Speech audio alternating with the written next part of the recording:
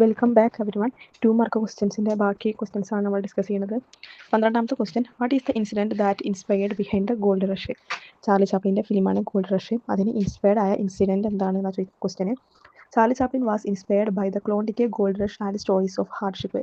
ഇത് Klondike gold റഷിലെ mining ജോലിക്കാർക്കുണ്ടായ ബുദ്ധിമുട്ടും അവിടെ ഉണ്ടായ അവർ ഫേസ് ചെയ്ത ഡിഫിക്കൽട്ടീസിനൊക്കെ ബന്ധപ്പെടുത്തിക്കൊണ്ടാണ് ഈ മൂവി ഇൻസ്പയർഡ് ആയത്. One famous incident was of stranded miners resorting to extreme survival methods. അവിടെ ഒരു എക്സ്ട്രീമായൊരു ഇൻസിഡൻറ്റ് ഉണ്ടായി. സർവൈവലിന് വേണ്ടിയാണ്ട് സ്വന്തം നിലനിൽപ്പിന് വേണ്ടിയാണ്ട് പണിയെടുത്ത ജോലിക്കാർക്ക് അവിടെ ഒരു എക്സ്ട്രീമായൊരു ഇൻസിഡൻറ്റ് ഉണ്ടായി. This influenced the films themes of hunger and struggle. അവരുടെ വിശപ്പും അവരുടെ സ്ട്രഗിളൊക്കെയാണ് ഈ ഫിലിമിലെ theme. Chaplin turn this tragic history into comedy. അതൊരു സർക്കാസം പോലെ അല്ലെങ്കിൽ ഒരു പരിഹാസം പോലെ അവിടുത്തെ ട്രാജഡി മൂവിയാക്കി മാറ്റിയതാണ് ഗോൾഡ് റഷ്. അപ്പോൾ ഇതാണ് ഇൻസിഡൻറ്റ്. ക്ലോണ്ടിക്കെ ഗോൾഡ് റഷ് അവിടുത്തെ സ്റ്റോറീസാണ് ഇൻസ്പയർഡ് ആയത് Charlie ചാപ്ലിന്.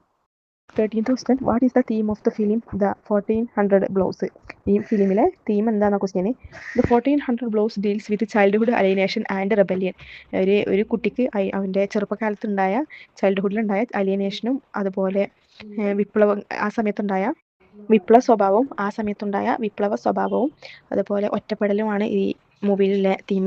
It shows the struggles of a young boy neglected by family and society. കുടുംബക്കാരായാലും അല്ലെങ്കിൽ സൊസൈറ്റി ആയാലും അവഗണിക്കപ്പെട്ട ഒരു യങ് ബോയിൻ്റെ സ്ട്രഗിളാണ് ആ ഫിലിം കാണിക്കുന്നത്. The film reflects freedom, loneliness and search for identity.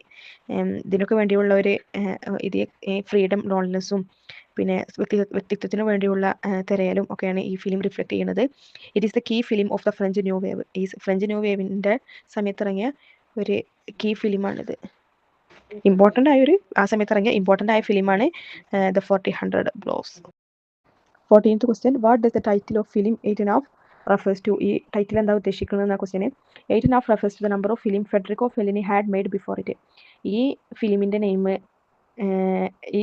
Name refer ചെയ്യുന്നത് ഫെഡറിക്കോ ഫെല്ലിനി ഇതിന് മുമ്പ് ഉണ്ടാക്കിയ ഫിലിമുകളുടെ എണ്ണമാണ്. അതായത് 8 എന്ന മൂവി ഇറങ്ങുന്നതിന് മുമ്പുള്ള ഫിലിമുകളെല്ലാം കൂടെ കൂട്ടിയുള്ള എണ്ണമാണ് 8.5.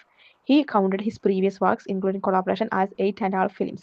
അതായത് അയാൾ എല്ലാ പ്രീവിയസ് ആയ വർക്കും ഇൻക്ലൂഡിങ് കൊളാബറേഷൻ എല്ലാം കൂടിയുള്ള വർക്കും കണക്കാക്കി കണ്ടാണ് 8.5 ഫിലിംസ് എന്ന് പറയുന്നത്. The title reflects his creative journey. അതായത് ഈ ടൈറ്റിൽ റിഫ്ലക്ട് ചെയ്യുന്ന അദ്ദേഹത്തിൻ്റെ ഈ ക്രിയേറ്റീവായ ജേർണിയാണ്. ഫിലിം ഉണ്ടാക്കാൻ തുടങ്ങിയ ശേഷമുള്ള അയാളെ ക്രിയേറ്റിവിറ്റിയാണ് ഈ ടൈറ്റിൽ റിഫ്ലക്ട് ചെയ്യുന്നത്.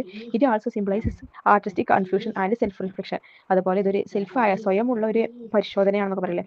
ഈ മൂവി ഇത്രയും മൂവി ഇറക്കിയത് എങ്ങനെയുണ്ട് എന്ന് അറിയാൻ വേണ്ടിയാണ്ട് സ്വയമുള്ളൊരു സെൽഫ് റിഫ്ലക്ഷനാണ് ഈ സിംബലൈസ് ചെയ്യുന്നത്. അതുപോലെ ആർട്ടിസ്റ്റിക് കൺഫ്യൂഷനെ, തൻ്റെ ആർട്ടിനെ സ്വയം വിലയിരുത്താൻ ആർട്ടിസ്റ്റിക് കൺഫ്യൂഷനും അതുപോലെ സെൽഫ് റിഫ്ലക്ഷനുമാണ് ഈ മൂവിയുടെ ടൈറ്റിൽ കൊണ്ട് റെഫർ ചെയ്യുന്നത്.